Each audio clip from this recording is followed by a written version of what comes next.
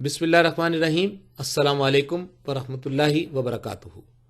حضور صلی اللہ علیہ وسلم کی دعوت کا مرکزی نقطہ نظر حضرت عمر بن ابسہ رضی اللہ عنہ فرماتے ہیں کہ زمانہ جاہلیت میں خیال کرتا تھا کہ لوگ گمراہی میں مبتلا ہیں اور وہ کسی راستے پر نہیں ہیں، اور وہ سب لوگ بتوں کی پوجا پاٹ کرتے ہیں۔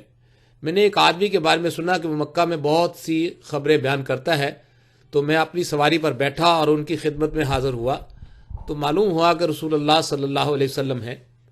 آپ صلی اللہ علیہ وسلم چھپ کر رہ رہے ہیں، کیونکہ آپ صلی اللہ علیہ وسلم کی قوم آپ صلی اللہ علیہ وسلم پر مسلط تھی۔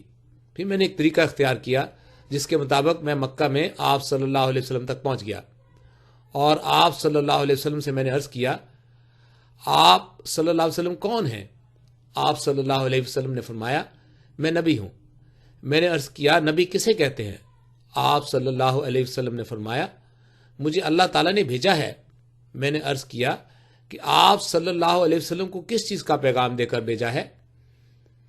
آپ صلی اللہ علیہ وسلم نے فرمایا کہ اللہ تعالیٰ نے مجھے صلہ رحمی کرنا اور بتوں کو توڑنے اور اللہ کو ایک ماننے اور اس کے ساتھ کسی کو شریک نہ بنانے کا پیغام دے کر بھیجا ہے۔ صحیح مسلم، بک آف حدیث۔ السلام علیکم ورحمۃ اللہ وبرکاتہ۔